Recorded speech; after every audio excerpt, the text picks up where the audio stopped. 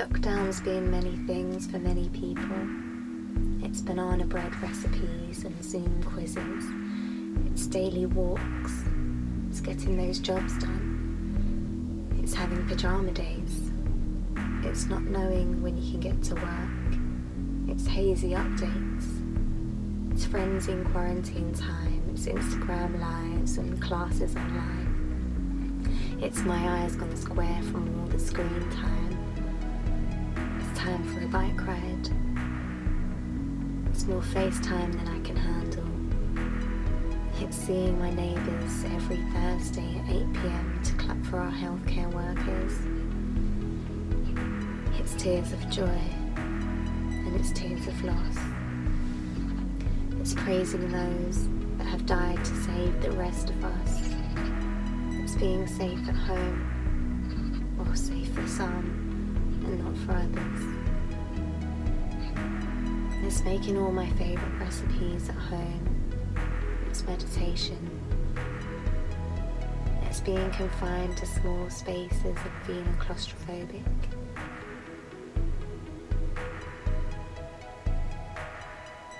Lockdown's been many things for many people, but for me, it's been about getting to know my family.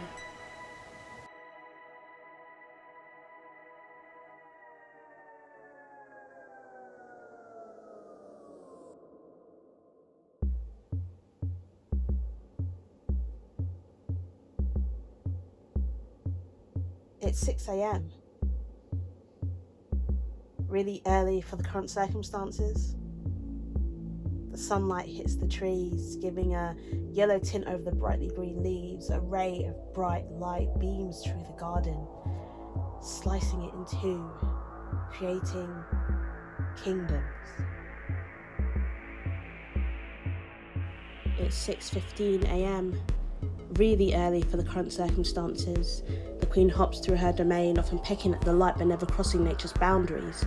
The land of greenery remaining animal-free once again. It's 6:15 a.m.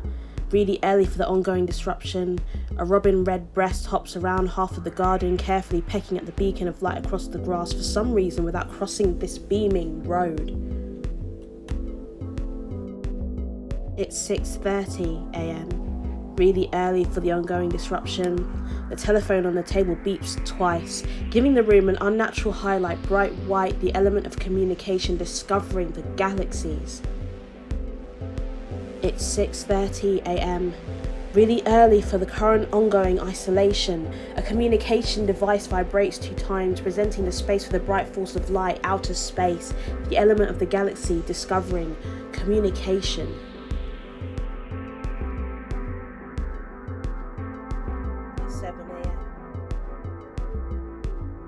Really early for the current ongoing isolation.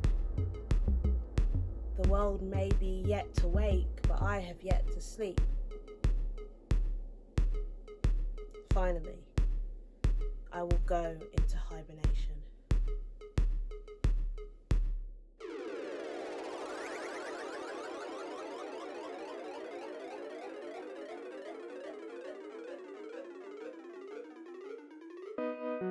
Open an app and let me in. It's been so long since I've seen your face. A blur of pixels form an impressionist expression of your likeness, and your voice buzzes a familiar hello mate, carried through the black wire of my earphones. Bless the audio-visual interface that gives me my simulated friends as we quiz each other, as we fool ourselves into accepting that this is real.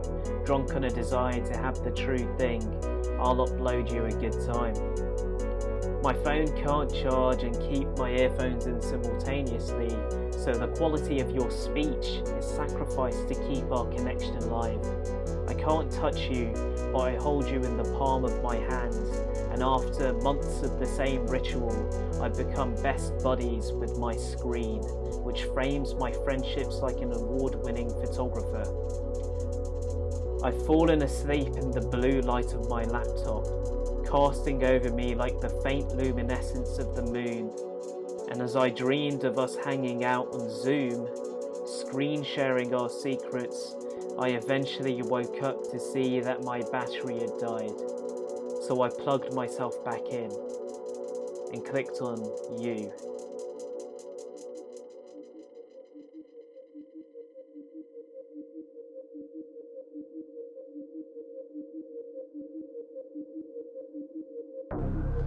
Choose COVID-19, choose no job, choose furlough, choose a pandemic, choose a fucking big gesture, choose clapping for our NHS, our carers and key workers, choose bad health, high transmission and isolationism, choose fixed social distancing, choose staying in, choose avoiding the gluttonous corporate machine, choose the easy win in hydroxychloroquine, choose the miracle cure, choose the vaccine, choose hope, humanity and selflessness, choose letting the planet breathe, choose lowering CO2 emissions, choose the restart, choose convenience, choose feeding the famished corporate machine, choose choking the planet and immobilising the ozone, choose instability and wondering what day of the fucking week it is, choose your 5 PM daily briefing, choose being a poor, susceptible victim to the daily spin, choose staying alert to control the virus, choose being given full responsibility, choose being the giver of mortality, choose screaming at your incompetent leadership, choose exposing the fat cats for who they really are, choose an outpouring of adoration for the true heroes,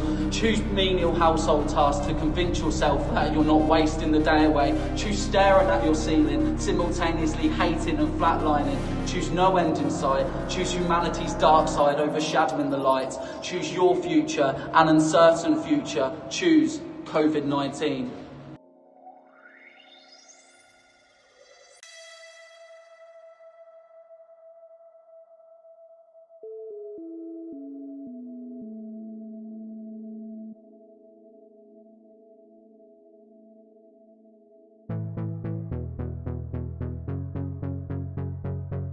The world has stopped, a moment of pause. In between these four walls, my home's a theatre, but I can't find a play. I feel lonely with the shortness of each passing day.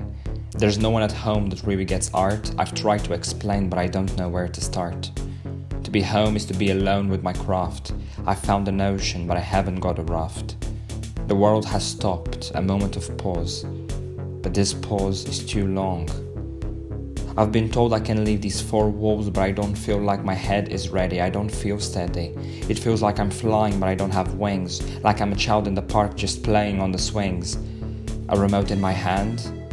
I pause, I start, I rush, I pause, I blame, I start, I rush, I pause, I sleep, I Netflix, I zoom. I dream. I adapt. Better than I thought I would. I've had no choice. Making work through a screen. I have 5 bars, but I can't find a connection. Struggle being apart. I miss the energy of people. I miss hugging people. The world may stop, but our minds don't. Our hearts don't. Perhaps it's a good thing that we won't return to normal soon. What is normal? The world has paused, but a pause full of care for ourselves and for others. We will be together soon in rooms full of love and be happy to be stuck between another 4 walls together.